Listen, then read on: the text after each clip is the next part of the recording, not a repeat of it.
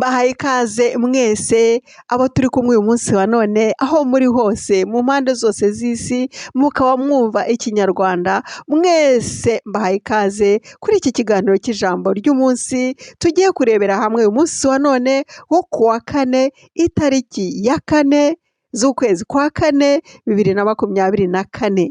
Uyu munsi Imana yatugiriye neza iduha umubare 4. Iyo usomye Bibiliya usanga ko umubare 4 bitwereka umunsi Imana yaduhayeho izuba, iduhaho ukwezi, iduha n'inyenyeri nziza cyane, ubwoko bwinshi tujya tureba mu kirere tukanezerwa. Umunsi wa 4 niho yujuje icyo gikorwa cyo kuduha ukwezi, izuba n'inyenyeri. Imana ishimwe cyane. Umubare wa 4 ni umubare mwiza cyane, ni umubare w'umugisha. Imana ibihimbarizwe. Uyu munsi wa none tugiye kureba ijambo rigiye kukubaka, rigiye kugufasha, rigiye kukwereka ko ari ngombwa ko ugomba kurishyitsa kugira ngo ube umwana w'Imana. Hari byinshi cyane Imana idusaba kugira ngo dukore twitwe abana b'Imana. Iri naryo ni ingenzi, ntucike mwene data, tugiye kurirebera hamwe. Muri iyi si duhura na byinshi. Muri iyi si hari igihe tugira abanzi tutabishaka. Hari ibintu byinshi cyane bitugwaho tudashaka, kuko kugira umwanzi ntabwo ari ikintu cyiza cyane. Ariko wibuke ukiri umwana muto, hari igihe wenda wasanze ababyeyi bawe bavuga ati uriya muntu ntago twumvikana, nubwo baturanye ariko akavuga ati uriya muntu ni umwanzi wanjye, ujye umugendera kure.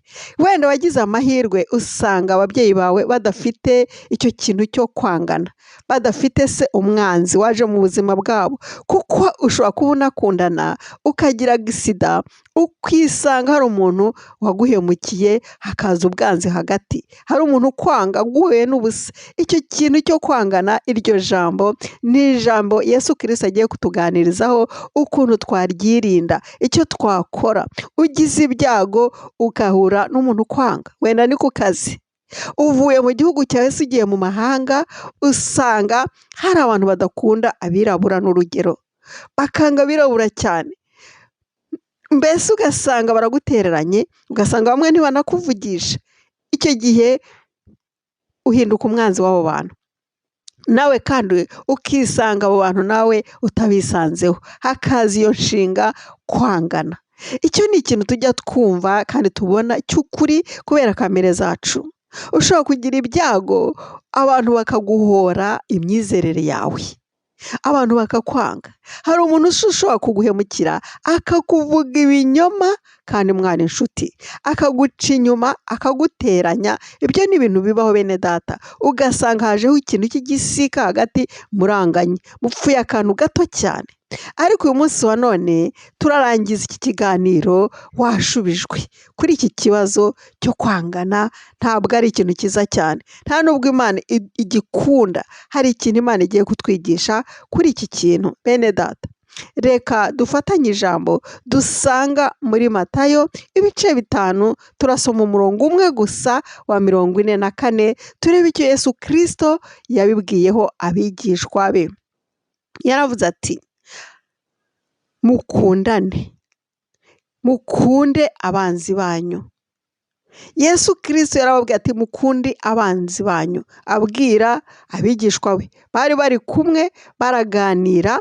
Iyo usomye amagambo abanziriza ahangaha usanga ko icyo kintu mbese Yesu yagiye kukivuga kubera ko yari azi ko ari ikintu cyangombwa mu buzima. Arabihanangiriza, arababwira ati bigishwa banjye, mukunde abanzi banyu, musabira ababarenganya, kuko nibwo muzaba abana ba So wo mu ijuru. Yesu Kristo yari azi ibintu byose, yari azi natwe tuzabaho uyu munsi wa none, kuko yamenyaga ibyatambutse, ibiriho uwo munsi n'ibizaza mu minsi iri imbere. Yari azi ko iki kintu cy'ubwanzi, cyo kwangana, cyo kuzahura n'abantu baturenganya, cyo kuzisanga abantu batadukunze, yari azi ko kizabaho, yari azi ko kiriho kandi mu buryo bukomeye. Kandi yari azi yuko kamere zacu, kamere y'umwana w'umuntu, udashobora gukunda umwanzi wawe, ntabwo bishoboka. Kugira ngo ukunde umwanzi wawe ntibishoboka, ahubwo bamwe kubera kamere ushobora kubona umwanzi wawe naho utamugirira nabi kuko bitakurimo, uri umuntu mwiza ndetse uri n'umukristo, uramuhunga ukavuga uti uriya muntu aranyanga, ndamugendera kure. Wagira ibirori ntunamutumire, mwanahura ukiruka ugahunga kuko uwo muntu uzi uti n'umwanzi wanjye, ukamugendera kure.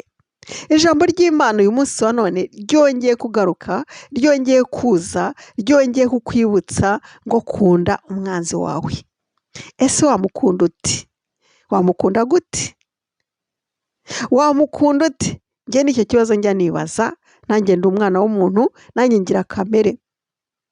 Ngewe iyo mbirebye nsanga ko bitoroshye, ariko dufite Imana. Yesu Kristo ubwe ni Imana, ni we wabivuze. Njye ndabona ku giti cyanjye, wowe ufite ukuntu ubyumva, njye ku giti cyanjye ni kwemera intege nke zanjye, nkemera ko iki kintu kinaniye, nkemera ko iki kintu ntagishoboye. Niba umuntu angenza, niba umuntu anyanga, niba umuntu yarampemukiye, niba umuntu yaramvuze, yego namubabarira, nta kintu kibi namukoraho. Ntabwo nshobora kwiyishyurira ngo muhemukire, haba ari abo dukorana, haba abo duturanye, haba n'abahandi se, haba ari abo twakuranye bampemukiye. Ntabwo umuntu namugirira nabi kuko narakijijwe. Ntabwo nakora ikintu cyo kwihorera. Iriya jambo mu Cyongereza bita to get revengeance. Ugakora revengeance, ukivanja ukavuga uti nawe ngiye kumwishyura. Oya, ntabwo nabikora.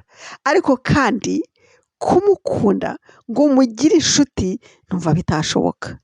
Aha rero njye ndemera intege nke zanjye, ndavuga nti Mana fasha, kuko ndashaka kwitwa umwana w'Imana, ndashaka kwemerwa na Data. Bimfashemo, umfashe unyereke icyo nakora, icyo wita gukunda abanzi bacu, kuko rimwe na rimwe njye simbisobanukirwa, wowe ufite ukuntu ubyumva. Niba hari ikintu wadufashishaho kuri iki kintu, kuri iri jambo Yesu Kristo yabwiye intumwa ze kandi atubwira uyu munsi wa none, dushyirire kuri komenti.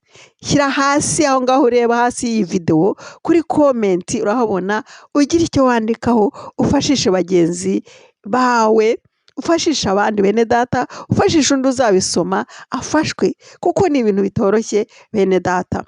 Iki kintu ni ikintu cy'ingenzi, kuko Yesu Kristo aravuga ati nibwo uzemerwa, nibwo uzaba witwa umwana w'Imana, nibwo uzaba witwa umwana wa so mu ijuru. Ntabwo byoroshye, ariko nutagikora ntabwo uzitwa umwana w'Imana, ntabwo Imana izakubona ko uri umwana wayo. Imana idufashe cyane, kuko Imana yacu ni Imana yuzuye urukundo. Itegeka iri zuba yaremye ku munsi wa kane rikavira buri wese. Iri zuba ntabwo rirobanura. Iyo dukeneye agacyo, dukeneye izuba, ku bantu batuye mu bihugu bikonja, iyo akazuba kavuye usanga ko ari umugisha ukomeye cyane. Abantu birukira ku kazuba bakakaryamaho, kuko baba bamaze nk'amezi 6 batabona izuba. Iryo zuba Imana itanga ntabwo irobanura ngo ivuge ngo abakristo bonyine nibo baryumva, abana banjye bampisemo nibo baryumva, abihannye banyizeye bizeye Yesu nibo bari kwinjoyinga iryo zuba. Ntabwo ari ko Imana imeze. Imana ntabwo irobanura abantu, ikunda buri wese. Aha rero niho ishaka ko wowe nanjye dukora nkayo, tukagirira neza buri wese, ntitugire umuntu turobanura, ari wa wundi waguhemukiye, ari wa wundi wakugiriye nabi, wa wundi wagukoreye ibikomeye, wa wundi wakuvuza ibinyoma, ukamugirira neza. Yaba akeneye ikintu ugifite ukakimuha, ukamusuhuza, ukamwereka urukundo rw'Imana, naho harimo aguhiga, naho hari umwanzi wawe. Ariko dore icyo Imana itwigishije uyu munsi wa none, ni uko ivuga iti kunda umwanzi wawe. Kandi nayo iduhaye urugero, ivusha izuba ku babi n'abeza, ivubira imvura, igusha imvura, imeze ibyo kurya mu mirima k'umuntu uwo ari we wese, ukiranuka n'ukiranirwa. Twese dufata kimwe.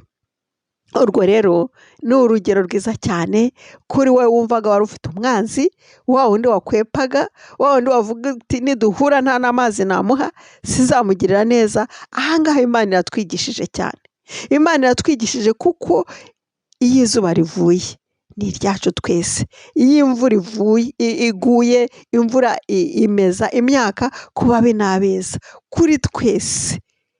Nizeye ko hari ikintu wizemo, hari ikintu Imana ikwigishijeho, hari iri jambo rigukoze ku mutima kandi riguhinduye nk'uko nanjye ryampinduye. Imana ishimwe cyane.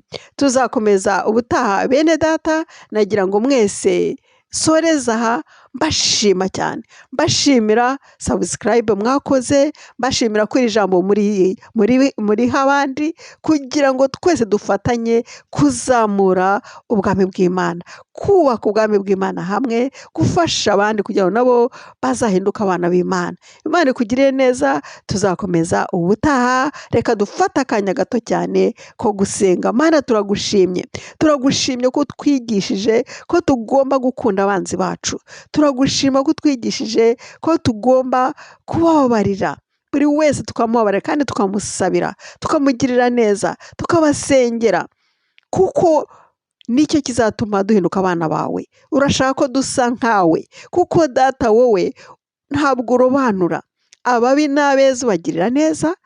Imvura yagwa yimeza imyaka ikagwa kuri buri wese, ukiranuka n'ukiranirwa, ugatanga izuba gacyo kaza, buri wese akakinjoyinga, buri wese akakanezererwa.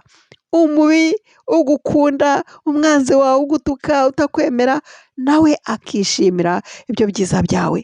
Natwe Mwami, dufashe tumere nkawe, kugira ngo twemerwe mu ijuru, tuba abana bawe. Urakoze, byose mbisabye mu izina rya Yesu Kristo umwami wacu, amen.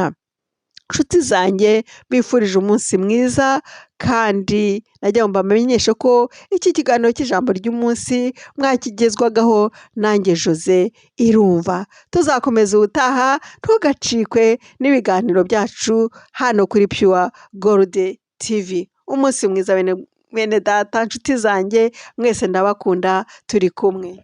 Urukundo rw'umuntu